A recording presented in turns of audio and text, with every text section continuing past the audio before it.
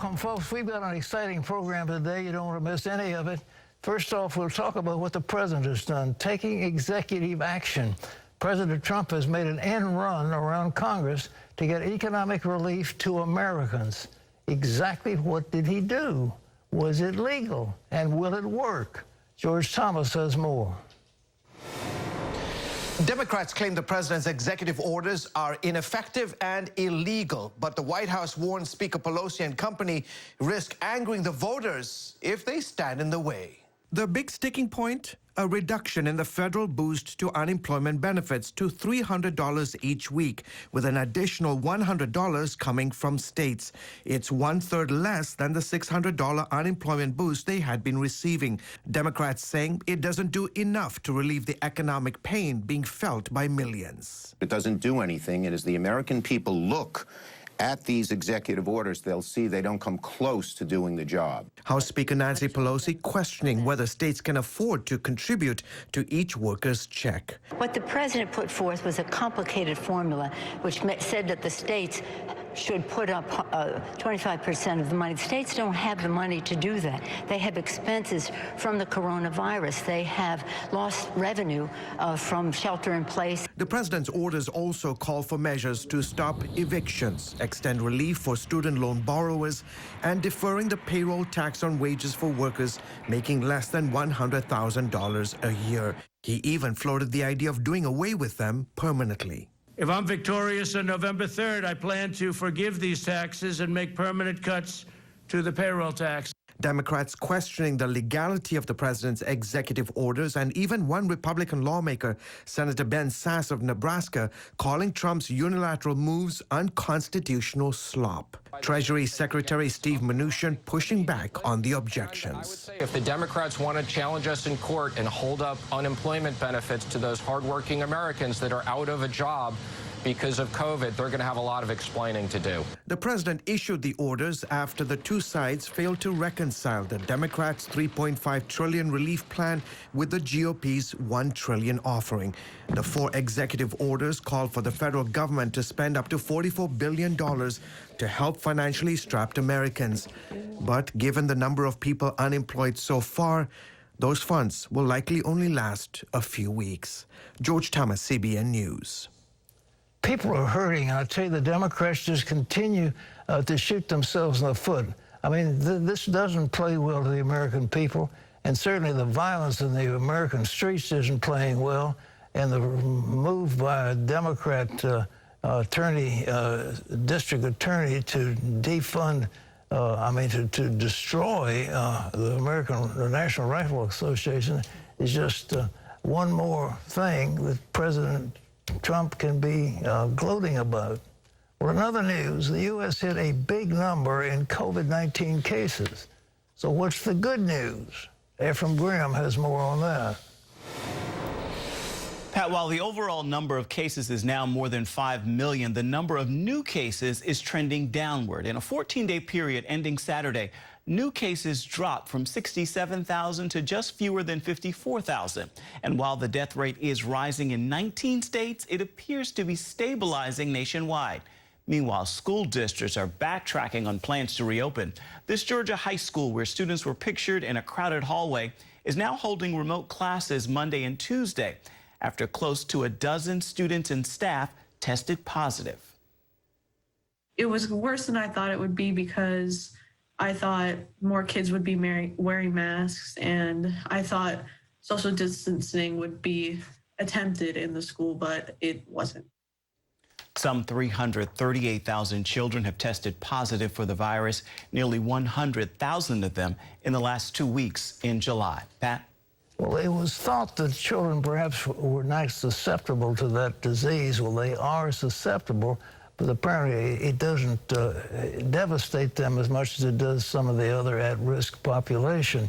But they're getting it, and it was terrible. That girl down in Georgia took a picture showing all that crowd of students, and then they suspended her. What an outrageous thing to do. Well, they've lifted the suspension, but we don't want to be like China that hit up took the man out of his job who blew the whistle on the extent of COVID in China. Well, as the COVID-19 crisis continues, some Americans are facing mental health struggles. Among the most at risk are frontline medical workers and first responders. Now, an organization that helps veterans is expanding its focus to help medical personnel deal with the stress of nonstop pandemic. Mark Barton has that. So the red color that we're seeing here on the sides of the brain basically are telling you that this person has an overactive mind, maybe an aggressive disorder of some sort? Well, they would have some emotional dysregulation, some aggressive type tendencies. When CBN News first interviewed clinical psychologist Dr. Timothy Barclay, we talked about his passion to keep veterans from harming themselves. What can I do to really treat the population that I'm truly passionate about, but without giving these services away and going bankrupt in the process? It was like a light bulb that went off.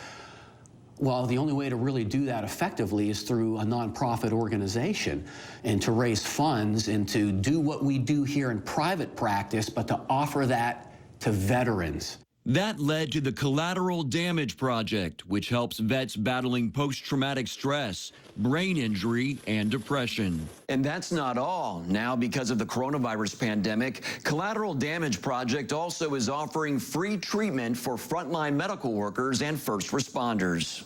Well, the treatment that we're offering for the first responders and medical workers, it doesn't use all of the research-based techniques and non-invasive brain stimulation and imaging that we do for the veterans with traumatic brain injury and things like that.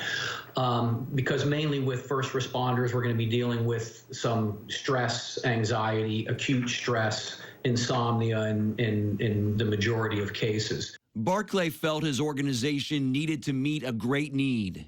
Work overload added to the stress and anxiety of just being overworked, but then also the additional concerns of for their own health and their own safety, and not only for themselves, but what they're bringing home to their families. Collateral Damage Project is offering in-person therapy for Central Virginia residents and teletherapy for first responders and healthcare workers living outside the area.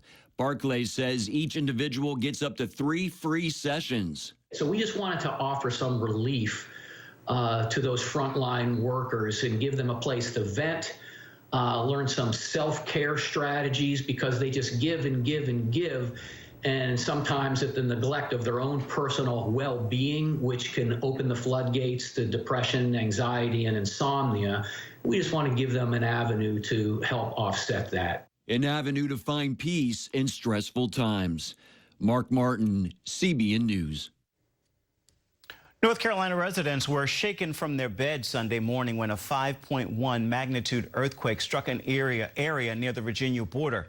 It damaged roads and some homes, and it is the strongest quake to hit the area in more than 100 years, being felt as far south as Georgia. It was quite weird. We don't get earthquakes in the eastern U.S.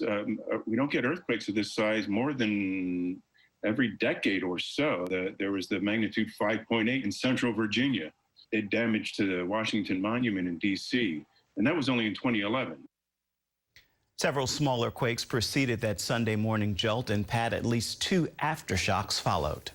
Thanks. I was asking our staff to see if they could find it if it's some kind of an earthquake fault like they have out there in the San Andreas and also the New Madrid, but apparently not. It's just the way it was. The Appalachians were built up, and this is just a little something kind of setting itself back the way it's supposed to be. So I think we shouldn't worry too much. This isn't connected to the Ring of Fire like the California. No. The Ring of Fire, the North American plate, the Pacific plate are bumping up against each other all the time, and they're moving. So, and the same thing, you know, that they have San Andreas as a clear fault line, and then New Madrid is another fault line. There's one running under New York City, by the way. But this one was just, they say it's just had to do with the Appalachians getting formed, and it's, we just waited a few 100,000 years for another one, so I don't think that's a big deal. But I tell you one thing, it is powerfully hot, and Phoenix just set another record. Here's Ephraim with that story. Pat, as you said, Phoenix did just set another record. Residents naturally not celebrating this. Sunday marked the most days in a year with temperatures climbing to 110 degrees or higher. Some 34 days, but that record is not going to last long. Phoenix is expected to hit 112 degrees today and even higher temperatures later in the week. A heat wave is also headed for the south. The index will make it feel like 100+ degrees over the next several days.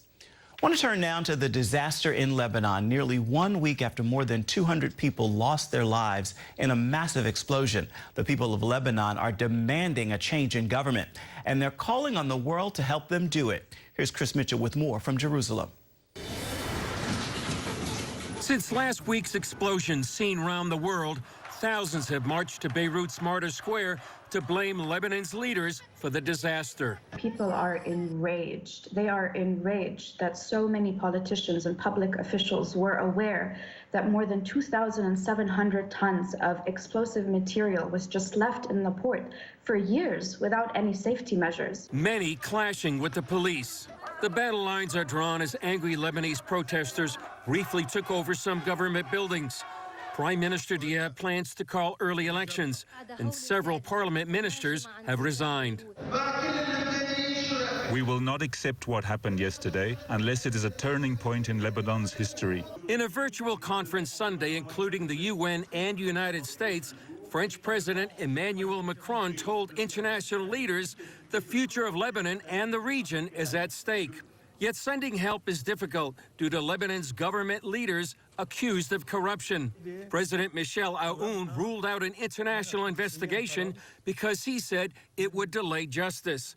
Many blame Hezbollah for the disaster, but its leader Hassan Nasrallah denied involvement. I'd like to confirm today, I declare and confirm a categorical, absolute, decisive, firm denial that we have anything in the site. There is no weapon storage. I don't buy this with the story at all. That's because Middle East expert Dr. Mordecai Kadar says Beirut's port had become known as Iran's main arms supply route to Hezbollah. Every night between 3 a.m. and 5 a.m., Hezbollah actually was kicking out all the officials and the policemen, everybody else, and the gate was for itself to do whatever they like. Kadar says the calls for change in Lebanon's government could potentially have the biggest impact on Iran's master plan that has helped Hezbollah entrench itself into Lebanon for 40 years. Hopefully now the world will start looking at how Hezbollah took over this state, and maybe the world will do something about this or tighten the grip over the Iranians' head of the octopus in order to release states like Lebanon from this grip.